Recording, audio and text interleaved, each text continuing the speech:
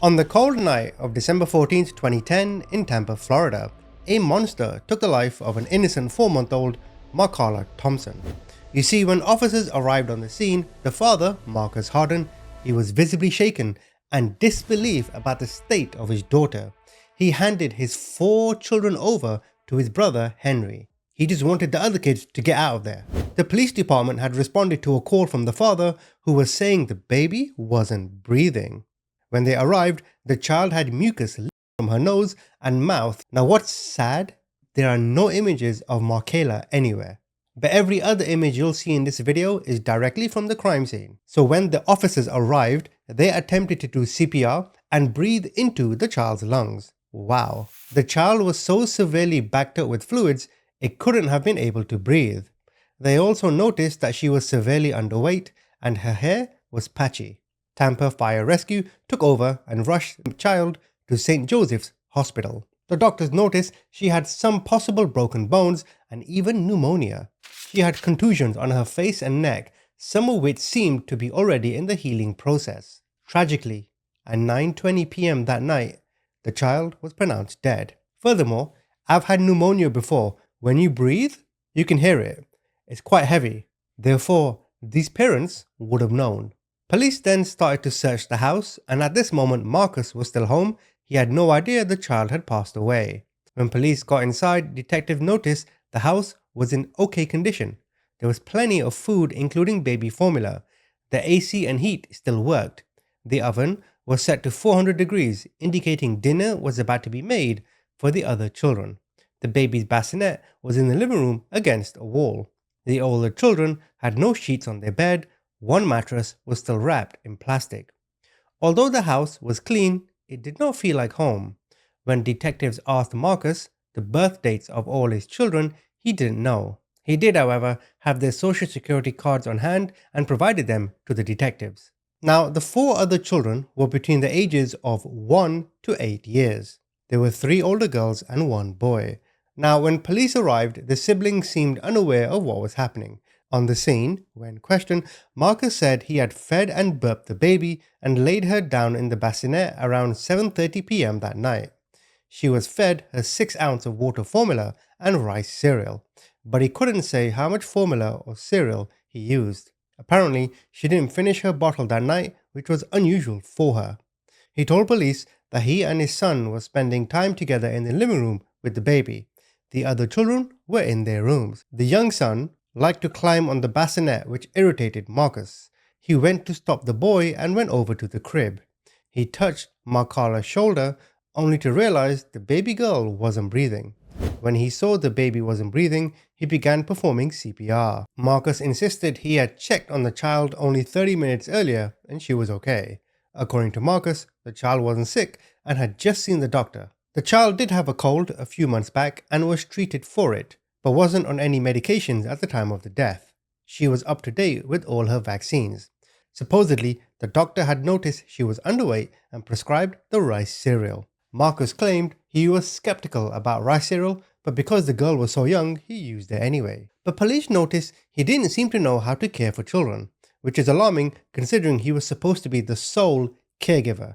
And Marcus had 10 total children. I don't even have 10 friends. You see, what happened was, in regards to Markala, earlier that year, Marcus had been given temporary custody of all the children. He was awarded custody because their mother, Ebony Thompson, was neglectful of the children. In fact, she had weed in her system while pregnant and didn't keep up on the children's medical care. Later that year, right before Markala died, Marcus was awarded full custody. He said only he and one other person, Donna Sloan, were permitted to care for the children. Who Donna Sloan is in relation to Marcus or the children, we don't know. Donna was the only other emergency contact for the children. Furthermore, Marcus also had a caseworker, Miss Lewis, who was helping him and the family. He didn't know much about her when questioned though, but he was able to provide the detectives with Miss Lewis's phone number. And of course, with 10 children, the mother Ebony somewhere else, Marcus, who doesn't seem to know how to care for children despite having so many, detectives were baffled by the entire situation. Donna Sloan, Miss Lewis, what the hell is going on? But one thing they knew, the child didn't just die out of nowhere. They had a feeling the child was starved, had multiple broken bones, and was missing chunks of hair due to malnourishment. Obviously, they suspected either Marcus or Donna to be responsible. When police suggested to Marcus that he or Donna had harmed the child, he admitted the mother of the children, Ebony, was actually watching the baby that night. But Marcus has full custody. What the hell is Ebony doing there? He was adamant that neither he nor Donna could have harmed the child. So then police questioned Donna, Ebony, Marcus, and the other children at the police station. What they learned was nauseating and deplorable. I do have some of those interviews. Listen to this. 2 times. Did she stop crying after that? No. She was crying. She was crying. What'd you do with her after that? They kept laid her back down. Yes, I know, it was recorded on a potato. But as I said, I have Ebony's interview and I have Marcus's interview. At the very end, I'll find the best moments and I'll play that for you, so make sure you're tuned for that. But in those interviews, Donna claimed she saw the baby around 1 in the afternoon earlier that day. The infant was napping and she didn't want to disturb her. She also confirmed the child was alive and breathing when she had seen her.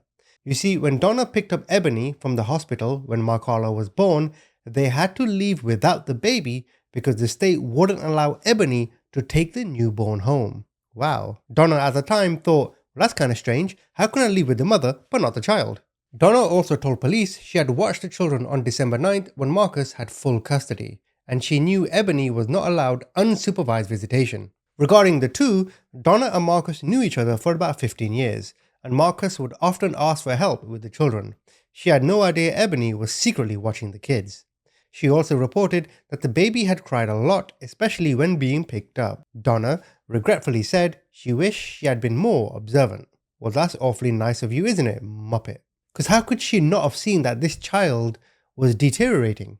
Why wouldn't she have thought to begin asking questions sooner? In regards to the other person looking at the child's well-being, Miss Lewis, she said she had just seen the child the Friday before.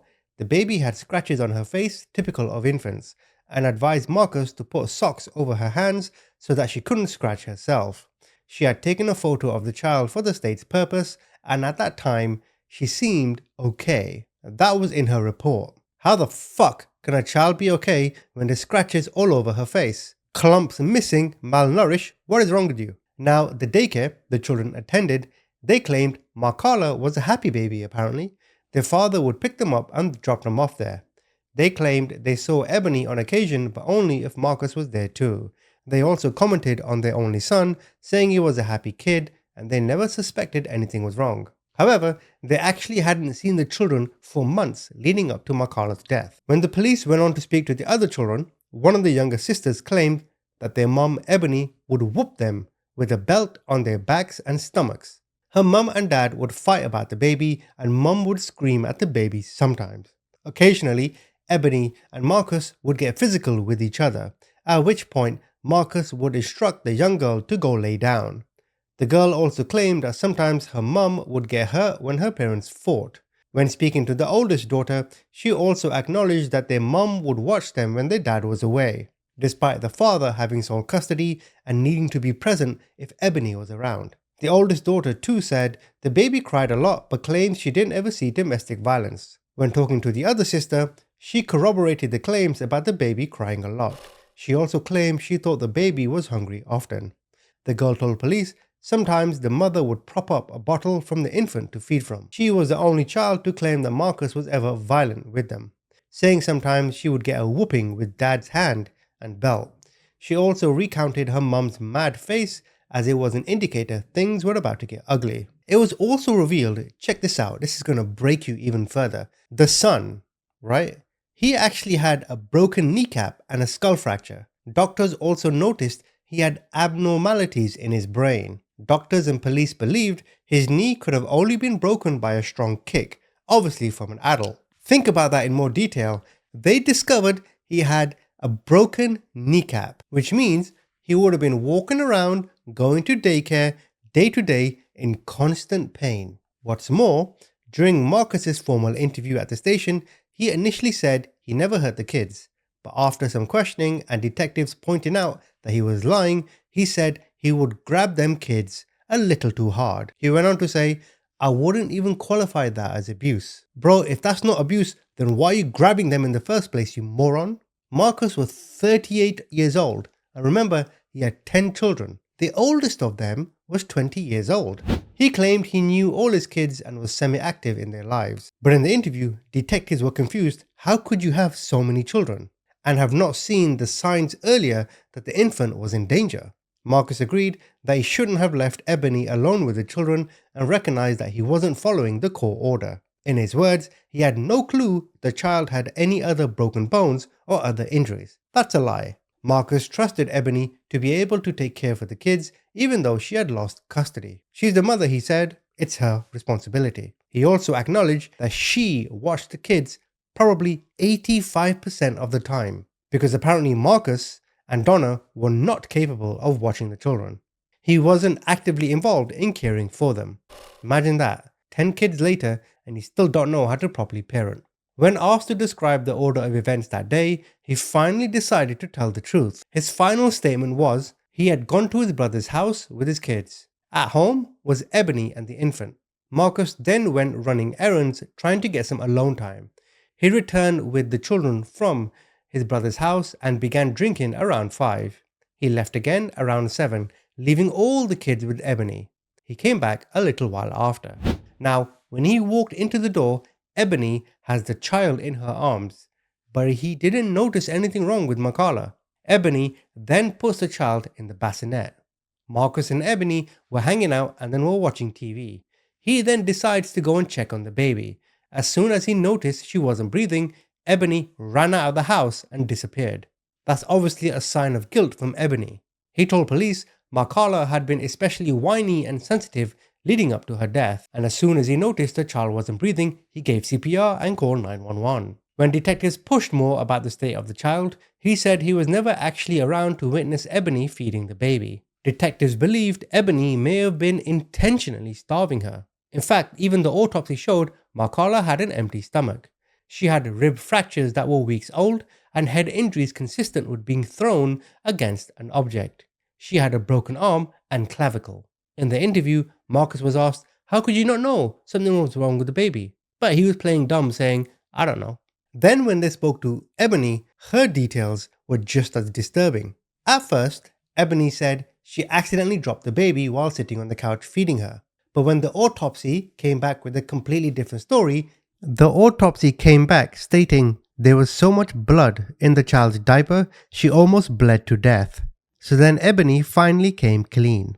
She admitted to slapping Markala's head into the wall and intentionally broke her arm. She described to the detectives the way she maliciously bent the poor infant's arm until it finally snapped. What? She said she also slammed the child's head against the wall on many occasions, describing doing it a month before her death. Ebony had struck Markala twice in the head while Marcus was gone earlier on the day. But how she killed the infant is a haunting story. Yes, those are events before the child even died. So the child was crying and Ebony was getting frustrated. Ebony took things into her own hands and viciously throttled little Markala to death. It only took a minute for the child to stop breathing. She showed the detectives how she did it. The medical examiner had also found fingernail marks on the baby's neck, showing how hard Ebony was pressing down on her neck. Markala had bleeding in her neck and damage consistent with that of strangulation. She choked her so hard it caused her to bleed internally. She claimed that she started CPR when she noticed the baby wasn't breathing, but the example she gave detectives was her simply pushing on the infant's chest rather than actually giving her proper CPR. None of the other kids were there to witness this murder. When asked about the timeline of events, she said Marcus had to leave because his nerves were on edge. He needed some quiet time, so he left her alone with 5 kids. While Marcus was gone around 7, this is when she strangled Markala and didn't tell him when he came back. What this means is, when he walked into the house, she's holding the baby. The child was deceased when he came back inside. She laid her down in the bassinet, trying to hide the truth from Marcus. He was unaware his child was dead only a few feet away from him. Ebony thought she wasn't even supposed to be caring for the children, admitted she would get overwhelmed by them. She hated that they were all so active because she wanted to sleep in, The responsibility was too much for her. When asked about the young boy's injuries, the kneecaps and the skull, she said she had nothing to do with it. The knee had been broken probably a month before and was already healing on his own. His other injuries and the injuries his sister sustained are evidence that Ebony or Marcus had broke his bone and failed to get him treatment. When asked about her and Marcus's relationship, Ebony said they had been together for around 16 to 18 years. He is the father of all her children and was granted sole custody because she failed to go to the mandated counseling and parenting classes. When detectives asked her, "Why didn't you go to these classes?" she said, "Well, they were $10 each, I couldn't afford them." So, December 17th, Ebony is arrested and charged with first-degree murder and aggravated child abuse. Marcus was also charged with child neglect. The 4 other children were taken into state custody. There's so many questions. Why did Marcus allow the child to get so skinny? He claimed he would never hurt any of his children on purpose, but how could this have not been intentional? The children nearly starved to death and were beaten. Markala is the one that died. So to conclude on this case, Ebony was actually found incompetent to stand trial. She was sent to a psychiatric facility. I believe she is still there. There is no record of any conviction of her. As for Marcus, there is no record of him being convicted of anything either. Both of them got away with it. But I had tried to do CPR on her though before. I left that out. I forgot. No, you told me. Yeah, but I wanted to put that back in too. Sure. I forgot I tried to do CPR on her before he had came home. Show me how you tried to do that. I did I tried to do it like this. Did you blow in her mouth at all? No. No, just pushed on her chest? Mm-hmm. With your 2 hands? Yeah, like this. Yeah, like Do you remember that. how many times the back you pushed down on? Maybe 4 times, I don't know. They removed him out of my custody because I didn't complete the classes I supposed to done 4 years ago. You know, like counseling, parenting classes, and 2 other ones. I forgot what it is. 2 other ones I had to do. I never completed it, so that's why they removed the babies out of my custody. And they put him in Marcus' custody for temporary, but now he just got full custody of him because they closed the case and everything. Did any of these classes have anything to do with having to control your emotions or your temper? No. I don't know. There's so much built in. I still miss my mama, all that. It's too much stress. And I wish I never did it to her. No. Listen, we know you're in pain. Now the kids should be removed from him. Ebony, you know the baby's been examined by a doctor. Tell me about other times when the baby's head got hurt. What happened then? I hit her against the wall. Do you remember when that was? Maybe a month ago, I don't know. Do you remember how many times that was? Maybe 2, 3, 2. Ebony, when Marcus came home, were you holding the baby by chance? Acting like you were feeding it? I was I was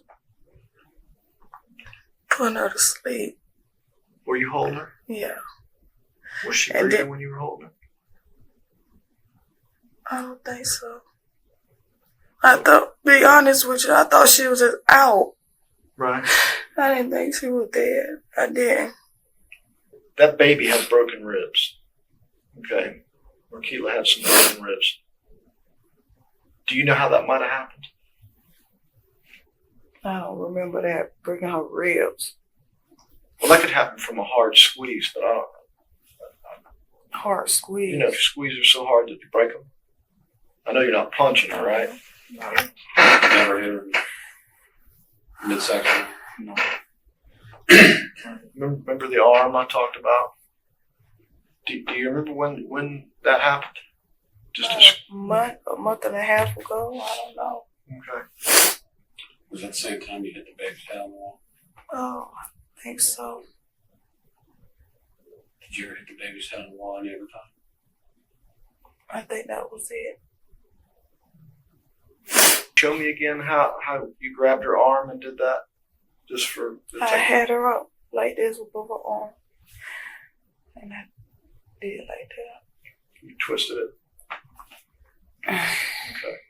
I said, she's not breathing. I said, me. I said, the baby's not breathing. I said, I think she's not breathing. And she came, she said, what? I said, I just laid her down and fell. I said, no, I just seen you lay in the bassinet. That's when I grabbed and noticed she wasn't breathing. I, almost panicked as well, but I called 911. And she just walked out and... Was Ebony still here when you were on the phone with 911? Not that I recall. And I remember my son just open the door and walk out. And when I finished on the phone, when they opened the door, she wasn't nowhere to be found. She just walked off. Did you see Ebony hit or strike the child yesterday? Shake the baby? Not during my time of coming in the house briefly. Specific question, Marcus. No. It's a very specific question. No, I did not. I'll ask it again. Did you see Ebony pick up, shake, grab the baby? No, I did not, sir. Anyway? No, I did not. When you came in the door from coming back from the dollar store, you hadn't been drinking yet, so you were not that you were drunk at night. Yeah, I didn't start, I wasn't drinking then. Everything looked normal? Yeah, the baby was in the bassinet. She was sitting there watching TV. My son was drinking his bottle, sitting on the couch. My $3 was in the room. Okay. And that's when I called her. I said, hey, this baby, I don't think this baby breathes. I said, she's like the father, she's not breathing. And she said, no, I said, I just laid her down. I said, she's not breathing. And that's when I grabbed and lifted up a little bit, and she wasn't breathing. Then I sat her down. That's when I grabbed the phone and called 911.